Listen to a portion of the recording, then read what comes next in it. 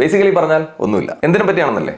Google pixel 10a അഥവാ നമുക്കിതിനെ Google pixel 9a in A new box എന്നും പറയാം. പീക്ക് ബ്രൈറ്റ്നസ് 2700 നിന്ന് 3000 ആക്കിയിട്ടുണ്ട്. സ്ക്രീനിന് ഗൊറില്ല 7a പ്രൊട്ടക്ഷൻ കൊടുത്തിട്ടുണ്ട്. ബ്ലൂടൂത്ത് 6 ആക്കിയിട്ടുണ്ട്. ബാറ്ററി ചാർജിങ്ങിന് കുറച്ച് ഫാസ്റ്റ് കൂട്ടിയിട്ടുണ്ട്. പിന്നെ ഒരു വലിയ സംഭവം നമുക്ക് പറയാൻ പുതിയൊരു മോഡൽ കൊടുത്തിട്ടുണ്ട്. SOS സാറ്റലൈറ്റ് കമ്മ്യൂണിക്കേഷൻ കേപ്പബിൾ ആയിട്ടുള്ള ഒരു പുതിയ മോഡൽ. ബാക്കി ചിപ്സെറ്റ് ആവട്ടെ, ഡിസൈൻ ആവട്ടെ, ബാറ്ററി ആവട്ടെ, ക്യാമറ ആവട്ടെ, എല്ലാം സെയിം ആണ്. നിങ്ങൾ തന്നെ വേണേൽ നോക്കിയോ, ഇത് ഗൂഗിളിന്റെ സൈറ്റിൽ തന്നെ ഗൂഗിൾ പിക്സൽ 10യും 9യും ആയിട്ടുള്ള കമ്പാരിസൺ ആണ്. ഇതിൽ ഡിസ്പ്ലേയുടെ കാര്യത്തിലേക്ക് വരുമ്പോഴത്തേക്ക് പീക്ക് ബ്രൈറ്റ്നസ് 2700 നിന്ന് 3000, നോർമൽ 1800 നിന്ന് 2000. ബാറ്ററിയിലേക്ക് വന്നാൽ 5100 mAh ബാറ്ററി. ചെറുതായിട്ട് സ്പീഡ് കൂടിയിട്ടുണ്ട് ചാർജിങ്ങിനകത്ത്. ഗ്ലാസും അതായത് ഡിസ്പ്ലേയും 7a ഗൊറില്ല 7a പ്രൊട്ടക്ഷൻ കൊടുത്തിട്ടുണ്ട്. സ്റ്റോറേജ് എല്ലാം സെയിം, OS സെക്യൂരിറ്റി അപ്ഡേറ്റ് എല്ലാം സെയിം, പ്രോസസർ സെയിം, ക്യാമറ നോക്കുവാണെങ്കിൽ സെയിമോട് സെയിം, വീഡിയോയുടെ കാര്യം സെയിമോട് സെയിം, സെൽഫി ക്യാമറയും സെയിം, അങ്ങനെ ബാക്കി എന്ത് ഫീച്ചേഴ്സും കാര്യങ്ങളും എല്ലാം നോക്കിയാലും സെയിം ആണ്. ഇങ്ങനെയൊക്കെയുള്ള ഈ ഗൂഗിൾ പിക്സൽ 10a എടുക്കാൻ നിങ്ങൾക്ക് 50,000 രൂപയാവും, 9a എടുക്കാൻ 40,000 രൂപയാവും. അപ്പൊ അതൊക്കെയാണ് ചേഞ്ചസ്.